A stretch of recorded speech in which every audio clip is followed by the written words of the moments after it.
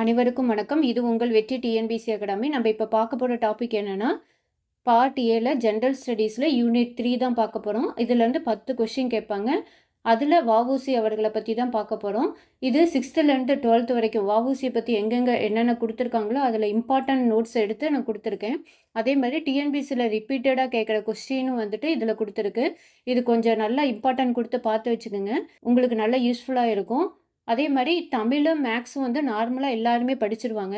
General ஸ்டடீஸில் நீங்கள் ஸ்ட்ராங்காக இருந்தீங்கன்னா மார்க் நல்லா ஸ்கோர் பண்ணலாம். அதனால் ஜென்ரல் ஸ்டடீஸை படிக்கும்போது நல்லா தெளிவாக புரிஞ்சு படித்து வச்சுக்கோங்க, உங்களுக்கு நல்லா யூஸ்ஃபுல்லாக இருக்கும். ஏன்னா கூற்று காரணம் தான் இந்த மாதிரிலாம் கேட்குறாங்க இப்போ டிஎன்பிசியில்.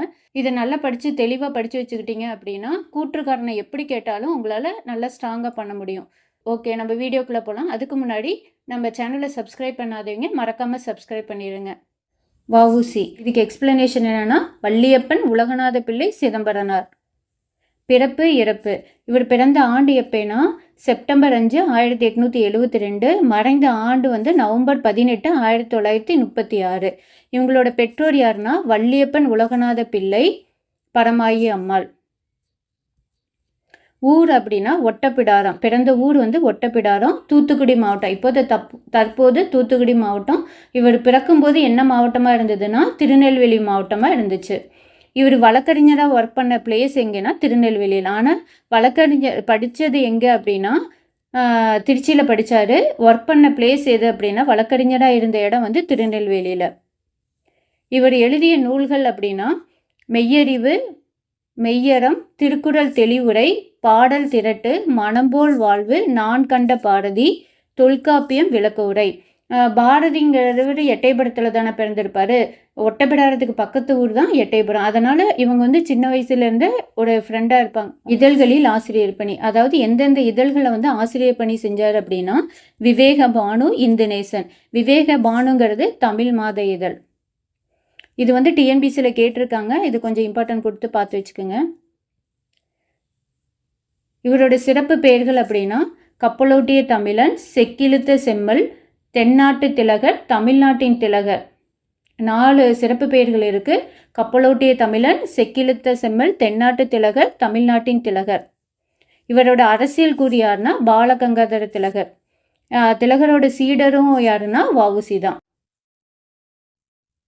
சுதேசி ஸ்டீம் நேவிகேஷன் கம்பெனி, அதாவது SSNCனா சுதேசி ஸ்டீம் நேவிகேஷன் கம்பெனி. இது ஒரு கூட்டு பங்கு நிறுவனம் தான்.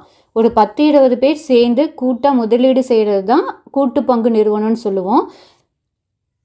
இதோட தொடக்கம் எப்போன்னா அக்டோபர் 16, 1906. கப்பலின் பெயர்கள் அப்படின்னா SS கலியா, SS லாவோ. தொடங்கிய இடம், இது எங்கே தொடங்கப்பட்டது அப்படின்னா தூத்துக்குடியில் தொடங்கப்பட்டது. பயணம் அப்படின்னா இது கப்பல் வந்துட்டு தூத்துக்குடியிலேருந்து கொழும்பு வரைக்கும் வந்துட்டு பயணம் செய்யப்பட்டது. இதோட மொத்த முதலீடு அப்படின்னா 10 லட்சம். இதோட மொத்த முதலீடு 10 லட்சம். இதோட மொத்த பங்குகள் அப்படின்னா 40,000. அதாவது 10 லட்சத்தை வந்து 40,000 பங்குகளாக பிரிப்பாங்க. அதில் ஒரு பங்கின் விலை வந்து 25 ரூபா. பங்கு விற்பனை எங்கெங்கெல்லாம் விற்பனை செய்யப்பட்டது இந்த பங்கெல்லாம் இந்தியா, இலங்கை, ஆசிய நாடுகளை சேர்ந்தவர்களுக்கு மட்டும்தான் விற்பனை செய்யப்பட்டது. இது ரொம்ப முக்கியம், நல்லா பார்த்துக்குங்க. இதில் இருக்கிறது எல்லாமே ரொம்ப முக்கியம், அதனால் நல்லா பார்த்து வச்சுக்கோங்க. இதில் பெரிய பங்குதாரர்கள் யார் அப்படின்னா பாண்டித்துரை, ஹாஜி பக்கீர். இந்த நிறுவனத்தோட தலைவர் வந்துட்டு பாண்டித்துரை தான். துணை செயலாளர் வந்துட்டு வஉசி. இந்த நிறுவனத்தோட துணை செயலாளர் வஉசி. சட்ட ஆலோசகர், இந்த நிறுவனத்தோட சட்ட ஆலோசகர் யாருன்னா சேலம் விஜயராகவாச்சாரி. இதோட முக்கிய நோக்கம் அப்படின்னா ஆங்கிலேயரின் கடற்பயண முற்றுமைக்கு எதிராக சுதேசி கப்பல் கம்பெனி உருவாக்குதல் அல்லது பிரிட்டிஷாரின் ஏகாதிபத்தியத்திற்கு சவால் விடுக்கிறதுக்காக தான் தோற்றுவிக்கப்பட்டது. அதே மாதிரி இவருக்கு வந்து ஆங்கிலேயர்கள் வந்து 1 லட்சம் கொடுத்து இந்த நிறுவனத்தை விட்டு வெளியில் வர்றதுக்கு கூப்பிடுவாங்க. அப்பயும் வந்து வஉசி வந்துட்டு போக மாட்டார். அதே மாதிரி சுதேசி கப்பல் நிறுவனத்தின் வெற்றி குறித்து லோகமான்ய திலகர் வந்து தன்னுடைய கேசரி மராட்டா அவரோட பத்திரிகையில் வந்துட்டு எழுதியிருப்பார். அரவிந்த் கோஷும் வந்துட்டு சுதேசி முயற்சிகளை பாராட்டி கம்பெனியின் பங்குகள் விற்பனையாவதற்கு உதவுவார். கம்பெனியோட பங்குகளை விற்பனையாவதற்கு உதவியார் யாருன்னா அரவிந்த் கோஷ். வஉசி அரசியலில் ஈடுபட முக்கிய காரணம் எதுனா வங்கப்பிரிவினை தான். அந்த வங்கப்பிரிவினை எப்போ ஏற்படும்னா 1905. அந்த 1905க்கு அப்புறம் தான் அவர் அரசியலில் வந்து ஈடுபடுவார். முக்கிய காரணமே வங்கப்பிரிவினை தான். 1905 வந்து காங்கிரஸில் இணைந்தார். 1905 காங்கிரஸில் இணைந்தார். 1907 சூரத்துங்கிற பிளேஸில் வந்து ஐஎன்சி மாநாடு நடைபெறும். அங்கே தான் வந்துட்டு மிதவாதி தீவிரவாதின்னு 2ஆக பிரிவாங்க. அதில் தீவிர தேசியவாத கட்சியின் சென்னை மாகாணத்தின் செயலாளராக இருந்தவர் யாருன்னா தேர்வானவர் யாருன்னா வஉசி. சுதேசி தர்ம சங்க நெசவாளர்கள் சங்கம் சுதேசி கூட்டுறவு அங்காடிகளை வந்து தூத்துக்குடியில் வந்து தொடங்கினார்.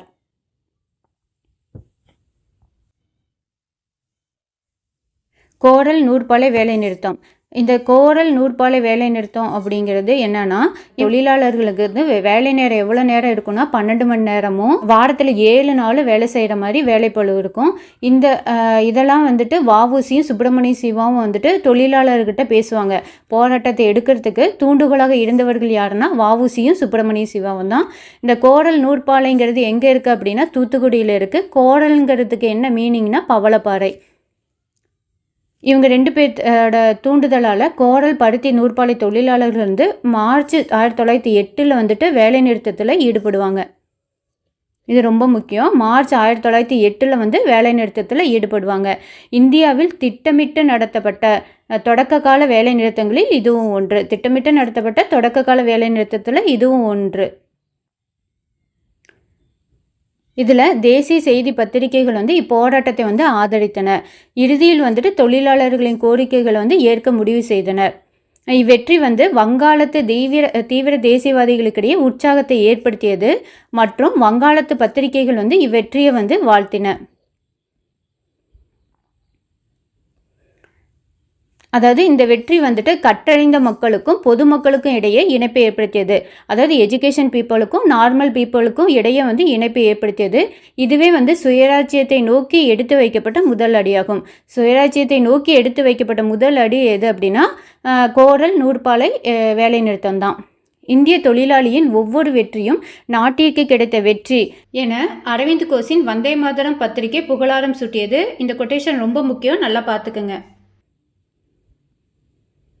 நெக்ஸ்ட்டு வஉசி சுப்பிரமணிய சிவா கைதும் சிறைவாசமும். 6 மாத கால சிறை தண்டனைக்கு பிறகு பிபின் சந்திரபால் 1907 மார்ச் 9 வந்து விடுதலை செய்யப்பட்டார். அதாவது பிபின் சந்திரபால்ங்கிறவர் தீவிர தேசியவாத இதில் இருப்பார். இவர் வந்துட்டு ஒரு சிறை தண்டனைக்கு அப்புறம் 6 மாத காலம் சிறை தண்டனைக்கு அப்புறம் வெளியில் வர நாள் வந்துட்டு 1907 மார்ச் 9.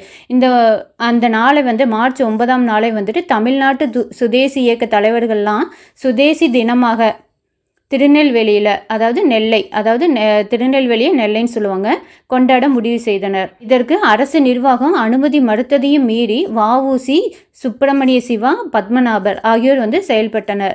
சுதேசி தினம் வந்து கொண்டாடணும்னு செயல்பட்டவர்கள் யாருன்னா வஉசி சுப்பிரமணிய சிவா பத்மநாபர்.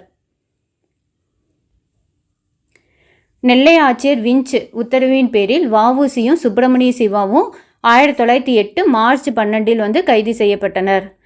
எப்போ கைது பண்ணாங்க அப்படின்னா 1908 மார்ச் 12 கைது செஞ்சுருவாங்க.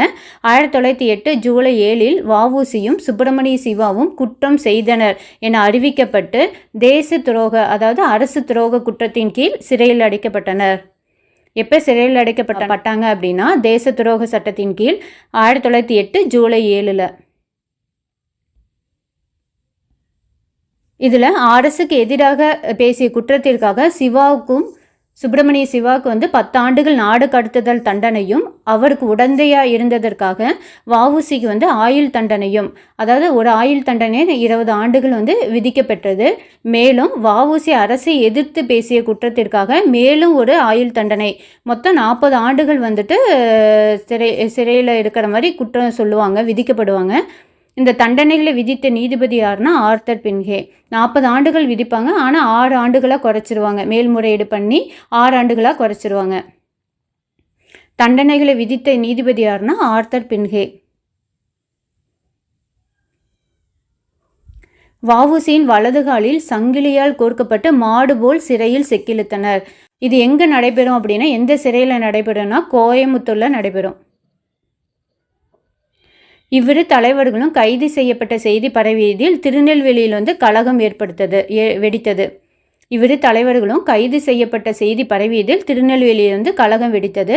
காவல் நிலையம், நீதிமன்றம், நகராட்சி அலுவலகங்கள் கட்டடங்கள்லாம் வந்து தீக்கிரையாக்கப்பட்டன. காவலர்கள் நடத்திய துப்பாக்கி சூட்டில் வந்து 4 பேர் வந்து கொல்லப்பட்டனர். கைது செய்யப்பட வேண்டியவர்களில் ஜி. சுப்பிரமணியனார், சுதேந்திரநாத் ஆர்யா ஆகியோர் வந்து இடம்பெற்றிருந்தனர். யாரெல்லாம் கைது செய்யணும்னு ஒரு லிஸ்ட் வச்சுருப்பாங்களே, அதில் அந்த லிஸ்ட்டில் யார் இருந்தாங்க அப்படின்னா ஜி. சுப்பிரமணியனார், சுதேந்திரநாத் ஆர்யா இடம்பெற்றிருந்தனர். சிறை தண்டனையை தவிர்ப்பதற்காக பாரதியார் எங்கே போவார் அப்படின்னா பாண்டிச்சேரிக்கு போயிடுவார். ஏன்னா பாண்டிச்சேரியில் வந்து ஃப்ரெஞ்சுக்காரங்களோட கண்ட்ரோலில் இருக்கும். அதனால் பாரதியார் வந்து பாண்டிச்சேரிக்கு சென்றுடுவார். பாரதியாரின் முன்னுதாரணத்தை அரவிந்த் கோஷும் வி. சுப்பிரமணியனாரும் போன்ற தேசியவாதிகள் வந்து பின்பற்றினர். பாரதியோட முன்னுதாரணத்தை போல அரவிந்த் கோஷும் வி. சுப்பிரமணியனாரும் பின்பற்றுவாங்க. 1936 நவம்பர் 18 வந்து மரணமடைந்தார். இவர் மரணமடைந்த ஆண்டு எப்போனா 1936 நவம்பர் 18 இறந்துடுவார் வஉசி. இது எக்ஸ்ட்ரா நோட்ஸ் கொடுத்துருக்கு. இதையும் ஒரு தடவை ரீட் பண்ணி வச்சுக்கோங்க. காந்தியின் ஒத்துழையாமை இயக்கத்தை எதிர்த்தவர் யாருன்னா வஉசி. ஏன்னா காந்தியை பிடிக்கும், பர்சனலாக அவருக்கு பிடிக்கும், அவரோட கொள்கைகள்லாம் இவருக்கு பிடிக்காது. காந்தியின் ஒத்துழையாமை இயக்கத்தை எதிர்த்தவர் யாருன்னா வஉசி. 1927 நவம்பர் 5 சேலம் மாவட்ட ஐஎன்சி மாநாட்டிற்கு தலைமை வகித்தார்.